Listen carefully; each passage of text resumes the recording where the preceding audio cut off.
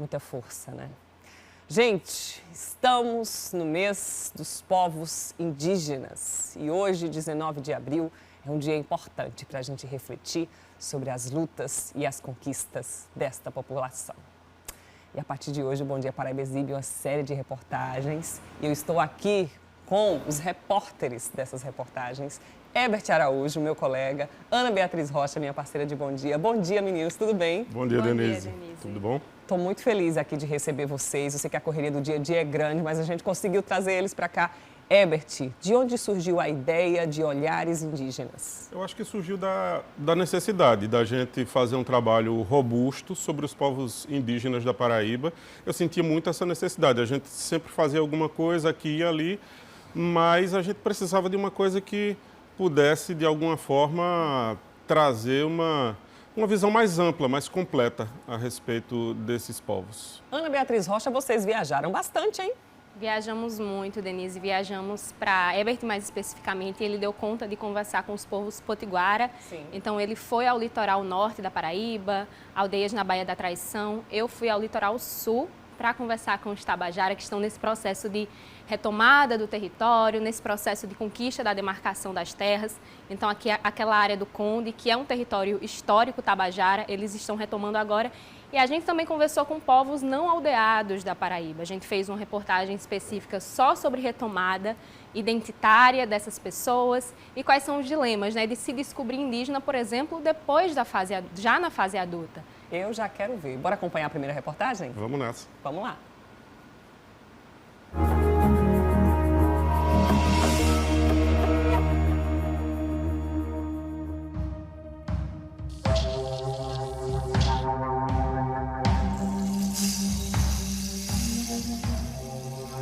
Américas. No fim do século XV e início do XVI, o território pertencia aos povos indígenas. Só no Brasil eram mais de 5 milhões de pessoas e mais de 5 mil línguas faladas. Mas os europeus invadiram e batizaram o continente em homenagem a Américo Vespúcio, navegador italiano que trabalhou para espanhóis e portugueses. Em 1501, ele esteve no litoral norte da Paraíba. Para os indígenas, o chão de onde eles podiam enxergar o mar se chamava Acaju-Tibiró, terra dos cajus azedos, ou do cajueiro bravo. Já para os invasores europeus que olhavam do mar para a terra, o nome era outro, Baía da Traição, uma referência ao primeiro contato da tripulação de Américo Vespúcio com o povo potiguara. E manda 2 mancebos para tentar uma aproximação com as pessoas que estão aqui. E ele mandou o terceiro mancebo no terceiro dia. E aí, quem amordaça esse terceiro já são as mulheres. Eles tentaram reação contra os índios, contra as mulheres, contra os índios, mas aí eles foram fechados tudo, eles foram obrigados a voltar para a caravela dele, né, para lá. De lá, assim escreve Américo Vespúcio, eles viram uma grande fogueira. Então os potiguaras eram canibais? Não, os potiguaras faziam justamente o antropofagismo, não é? Que era o ato de comer aquele indivíduo, porque comendo estaria também incorporando o poder e a força daquelas pessoas. Os séculos e os invasores europeus não conseguiram separar os potiguara da terra deles. O preço foi muito sangue derramado, né? Perdemos essa liderança toda, perdemos nosso território. Eles têm um território demarcado que hoje está em torno de 34 mil hectares. Mas outrora, no século XIX, final do século XX, eram mais de 56 mil hectares. E nós somos 3 terras contíguas aqui. E a primeira terra que foi demarcada aqui em 84, né? De 84 para 85, foi a terra de São Miguel, que é essa que nós temos aqui, essa é demarcada, homologada, registrada, essa aqui não tem perigo nenhum. E tem São Domingos também foi demarcada, homologada também está. E tem Montemor que já está em litígio. Esta é a terra onde se nasce e se ajuda a nascer. A gente fazia com a luz do candeeiro. O marido pegava o candeeirinho e eu parava o menino. Eu andava nas aldeias. E quando não tinha carro, não tinha transporte, mas nem bicicleta tinha nessa época. Eu ia a cavalo, eu atravessava rio, chovendo, mas eu ia assim mesmo chovendo. Passava uma semana no meio do mundo, fazendo parto. Teve um dia que eu peguei 6 meninos. Num dia só? Num dia só. Hoje eu sou enfermeira é graças a ela, né, porque ela sempre me incentivou a estudar. Sou parteira também, mas hoje eu já tenho essa visão, né, de uma educação mais ampla e unir a minha cultura, né, com o que eu aprendi na faculdade, sem perder nossas raízes. Do alto à terra, de perto, a guardiã de um chão que já foi arrancado. A minha família era indígena. Os proprietários não queriam tomar conta da mata. Aí expulsaram os índios todinho. Os que escapou, que não escapou morreu. Era queimado, era de bala, era de pau. Eles armavam fio elétrico por dentro da mata. Os pobres dos índios iam passar por debaixo daquele fio, ficavam, né? Maria é história antiga, um retrato vivo de grande parte do Brasil indígena. Minha família, eu não sei, não dou notícia de nenhuma. O que hoje é a região do Conde, litoral sul da Paraíba, até o século XIX foi Jacoca, morada tabajara. Extermínio, expulsão e uma vida inteira procurando o que roubaram. A quinta filha de Dona Maria Tabajara e de José Albertino de Souza. Eles tiveram 11 filhos, eu sou a quinta, por processo que papai vinha contando pra gente, né?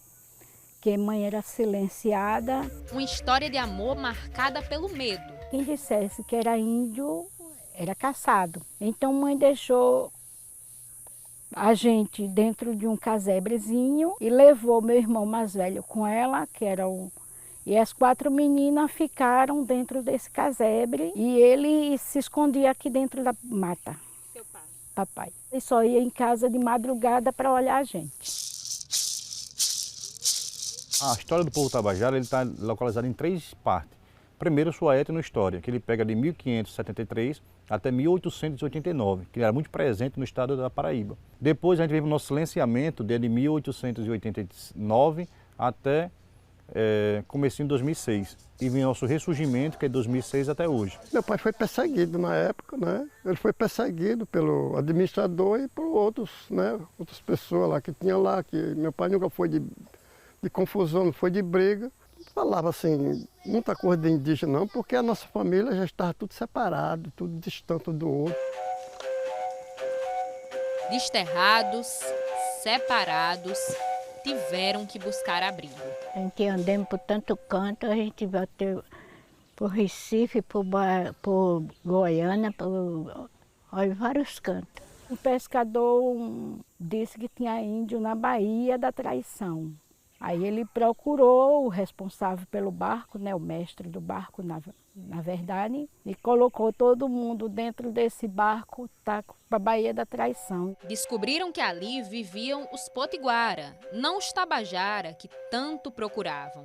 Mas ficaram, e por lá a vida seguiu. Nossos avós sempre deixou muito claro para nós tabajara que nós era índio. Nós era dono de uma terra dentro do Conde, né, e essa terra dentro do Conde, né, foi tomada. Hoje, o povo tabajara da Paraíba, a gente estamos revendo tudo isso e pedindo ao Estado brasileiro reparação. Foi em 2006 que os tabajara romperam um processo de silenciamento que durou quase 2 séculos. De lá para cá, 3 aldeias foram formadas aqui na região do Conde. Estamos na mais populosa delas. Aqui na Aldeia Vitória vivem atualmente 25 famílias, que reconstroem todos os dias as trilhas de um caminho interrompido. E de uma luta coletiva veio parte da demarcação. A primeira reunião foi muito bonita. Foi pessoas que 50 anos, 30 anos, 60 anos, 70 anos que não se via e começaram a se rever de novo e dizer, meu primo está vivo. Eu gostei de ficar aqui, aqui para mim é tudo. A identidade indígena, os mais novos descobrem. Os antigos repassam o que ninguém conseguiu arrancar. Eu era tão pequenininha, minha avó dizia assim, Maria, bora brincar de cerâmica. Eu disse, bora, vovó. Isso aqui é um tranco velho, saindo novo, uma nova planta.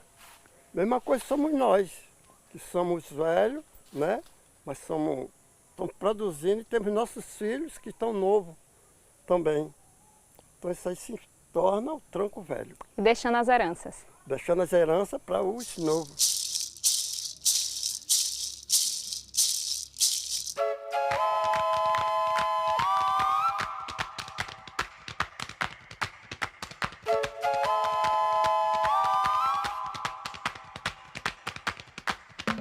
Ela é uma escola municipal indígena, né, onde a gente tem a autonomia e a obrigação, enquanto professores, gestores, coordenadores indígenas, trabalhar a identidade do seu povo, mas também trabalhando os outros conteúdos que também é importante para os alunos saberem.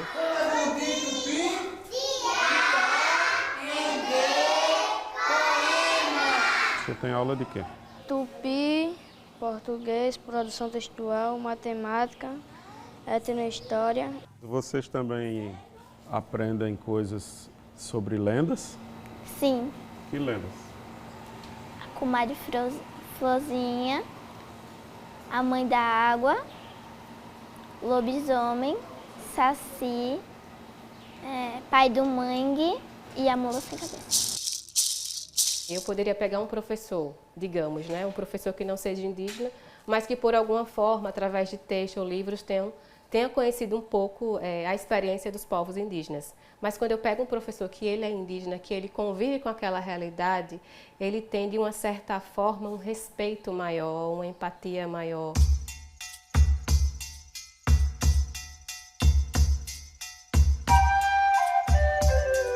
A terra é o princípio, a água é fundamental. O objetivo do nosso projeto é trazer o rio, né, para a comunidade, como ele era antes, né? Que o projeto parte disso, desses aspectos de memória que a gente tinha e acesso a esse rio, né? A política futura do projeto é reflorestar essa margem, né? Para que venha ajudar no processo de preservação do rio. O que vem do solo vai ao rio e alimenta. A gente vai no roçado, arranca a mandioca e traz ela para dentro d'água. Bota no saco e amarra ela aqui e deixa ela aí por 4 dias. Aí depois de 4 dias ela está bem molezinha, é só de tirar a casca, aí lava na água limpa aqui e leva para casa de farinha. Ela fica bem sequinha, aí vai peneirar, aí bota o coco, raspa o coco, né? E bota dentro, mexe bem direitinho e faz o beiju. Do chão também vem o sustento e a cura. Me sinto feliz porque a gente está ali entregando a nossa inteligência ali àquelas pessoas, né, que compram nossos colares lá, né? Muitos têm como encomenda, como hoje tem um rapaz que trabalha lá, tem uma lojinha lá na Praia de Jacaré, de uma pessoa, ele faz a encomenda a mim. Eu passo tudo para ele já está mandando para a Argentina. Nós era curada assim, como com esse remédio de casa, né? Caseiro, como se chama, né? Plantava muito em casa, ia atrás de casa assim, já pegava, já fazia o chazinho e já nos dava para a gente tomar. A farmácia estava atrás de casa. A minha mãe dava para a gente, eu já estou passando para os meus netos e assim por diante.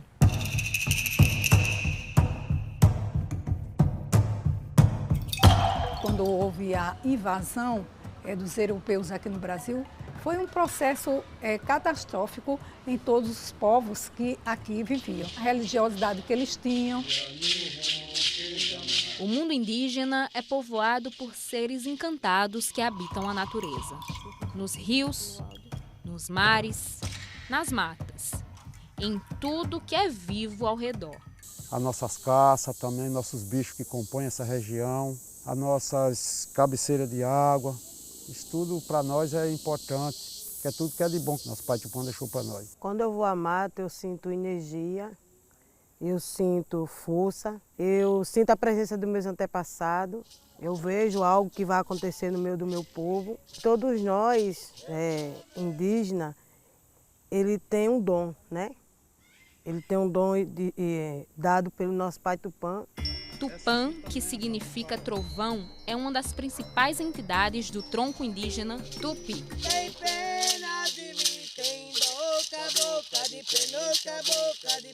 O toré é uma forte tradição para parte dos povos do Nordeste.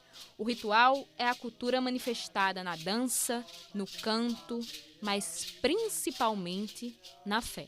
Se a gente não tivesse a nossa espiritualidade, não tivesse o nosso respeito, a gente passa a ser um povo sem força, sem cultura, sem respeito.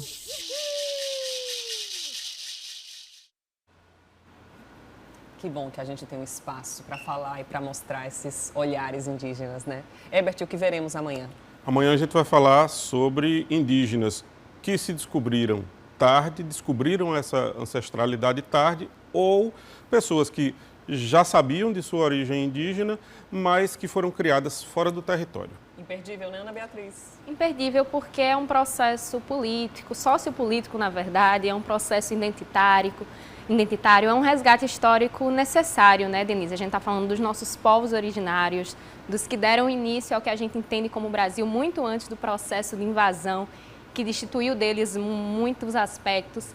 Então, eu diria que olhares indígenas é a gente conseguir ouvir pessoas que já falam há muito tempo, mas agora vão conseguir falar para mais pessoas e falar uns com os outros, né? Quem sabe pessoas indígenas também não se identifiquem. Agradeço, Ana Beatriz Rocha e Herbert Araújo. Um ótimo dia para vocês. Obrigada. Prazer, Denise.